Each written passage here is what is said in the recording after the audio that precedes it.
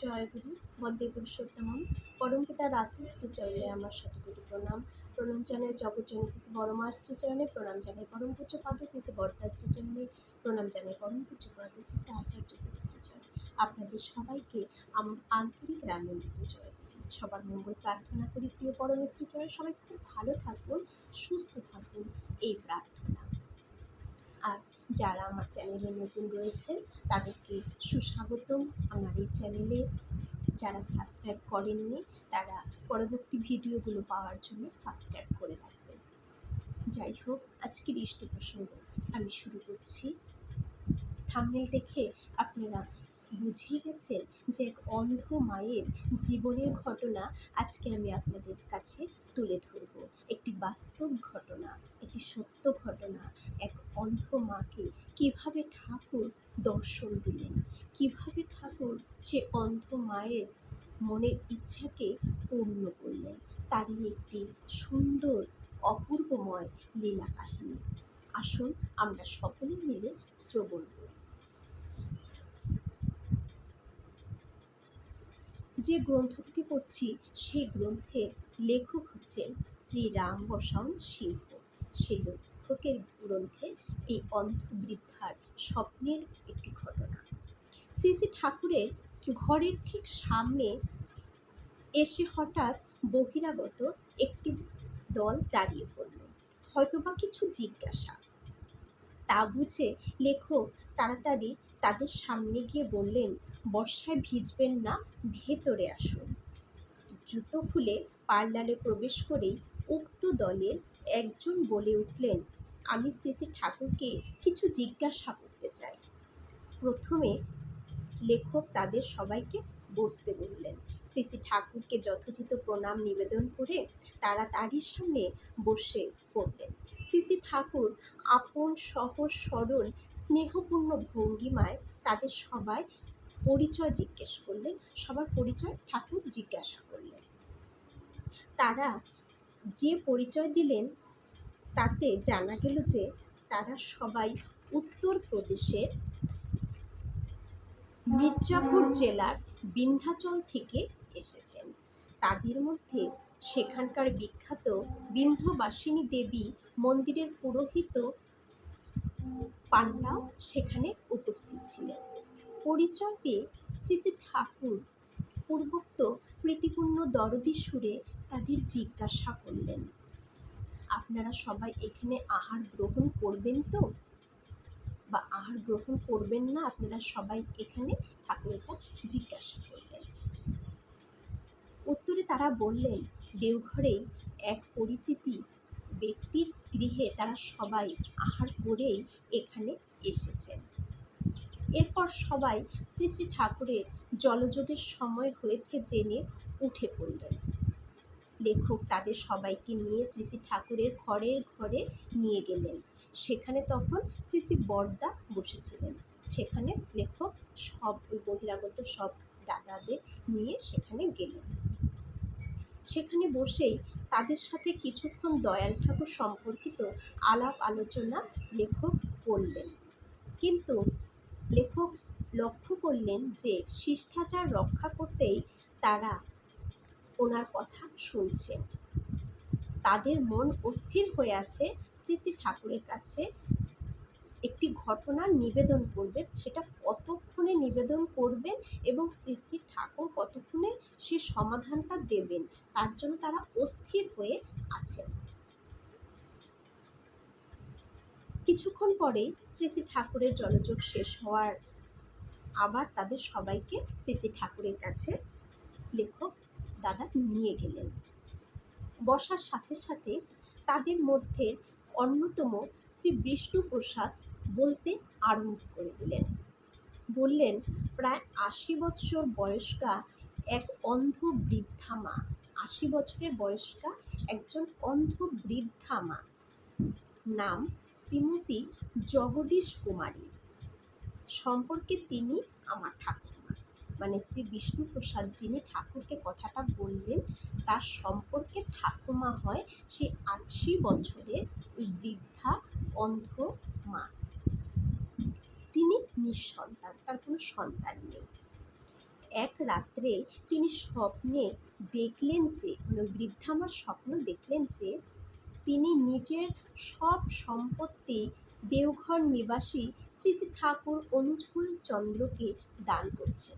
ওই অন্ধবৃদ্ধা মা একদিন রাতে স্বপ্ন দেখলেন যে তার যত সম্পত্তি আছে সে দেওঘর নিবাসী যে ঠাকুর শ্রী অনুকূল চন্দ্রকে সব সম্পত্তি দান করছে। সে বৃদ্ধা মা তার স্বপ্নে শ্রী শ্রী ঠাকুরের যে মুখচ্ছবি ও যে বেশভূষার সহিত তার দর্শন করেছিলেন এবং শ্রী বিষ্ণু প্রসাদকেও তার সঙ্গীদেরকে বলেছিলেন। তিনি স্বপ্নের মধ্যে সেই অন্ধবৃদ্ধা মা ঠাকুরকে যেভাবে দেখেছিলেন, যেরকম মুখ বলেছিলেন, যেমন ড্রেস পোশাক বলেছিলেন, বেশভূষা যেমন করেছিলেন, সেই বিষ্ণুপ্রসাদ এবং তার সঙ্গীদেরকে যেমনটা বলেছিলেন ওই বৃদ্ধা মা, তারা এখানে এসে শ্রী শ্রী ঠাকুরকে একদম হুবহু সেই রূপেই এবং বেশভূষায় প্রত্যক্ষ করছে। তারা সেই অন্ধ বৃদ্ধা মা স্বপ্নে ঠাকুরকে যেমন দেখেছিলেন সেটা যখন বর্ণনা করে এই দাদাদের বলেছিলেন, তারা যখন দেওঘরে এলেন দেখেন একদম হুবহু যা বলেছেন বৃদ্ধা মা সেম ঠাকুরকেও তাই দেখছেন যে মিলে যাচ্ছে। এই কথাও শ্রী বিষ্ণুপ্রসাদ শ্রী শ্রী ঠাকুরকে জানালেন। এরপরে শ্রী বিষ্ণুপ্রসাদ শ্রী শ্রী ঠাকুরকে সে বৃদ্ধা মাতার লক্ষাধিক টাকার সম্পত্তি দান রূপে গ্রহণ করার জন্য বারবার প্রার্থনা জানাতে থাকলেন।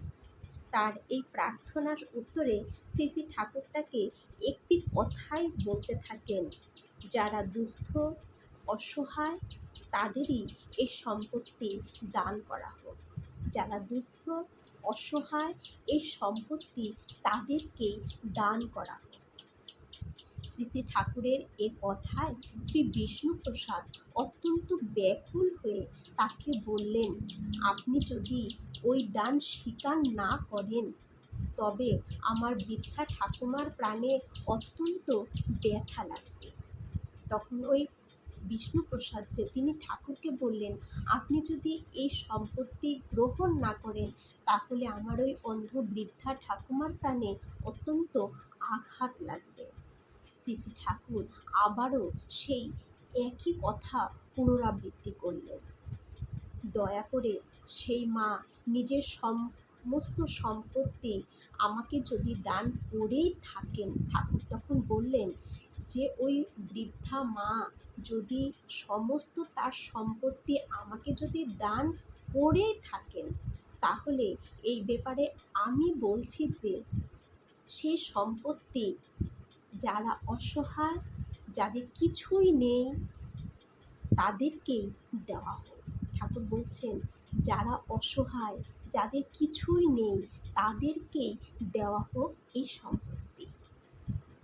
এ কথা শুনে শ্রী বিষ্ণুপ্রসাদ শ্রী শ্রী ঠাকুরকে বললেন, আমি তাহলে এ কথাই সেই মাকে কি বলে দেব? এ ব্যাপারে শ্রী শ্রী ঠাকুরের সম্মতিসূচক উত্তর পেয়ে শ্রী বিষ্ণুপ্রসাদ সহ সকলে পার্লার থেকে বাইরে বেরোনোর জন্য যেই উঠে দাঁড়ালেন, শ্রী শ্রী ঠাকুর তখন তার সহজ সরল বাৎসল্যপূর্ণ দৃষ্টি নিয়ে তাদের পানে চেয়ে বললেন, সুবিধা পেলেই আবার এখানে চলে আসবেন। উপরোক্ত বর্ণিত ঘটনার একটি অত্যন্ত মহত্বপূর্ণ তথ্য কিন্তু এখন লুকিয়ে রয়েছে এর মধ্যে, শেষ কিন্তু হয়নি গল্প।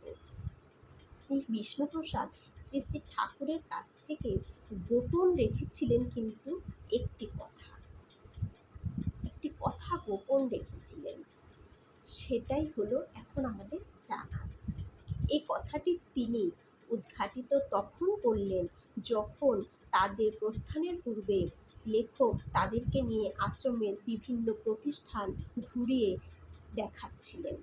গোপন কথা সেই তথ্যটি ছিল এই যে সেই অন্ধ বৃদ্ধার, মানে জগদীশ কুমারী যে অন্ধ বৃদ্ধা, সেই অন্ধ বৃদ্ধার স্বপ্নের মধ্যে শ্রী শ্রী ঠাকুর তাকে এক থালা ভর্তি প্রসাদ খেতে দিয়েছিলেন এবং বলেছিলেন, তোমার সময় তো প্রায় হয়ে এলো, এই সব সম্পত্তি রেখে আর কি করবে?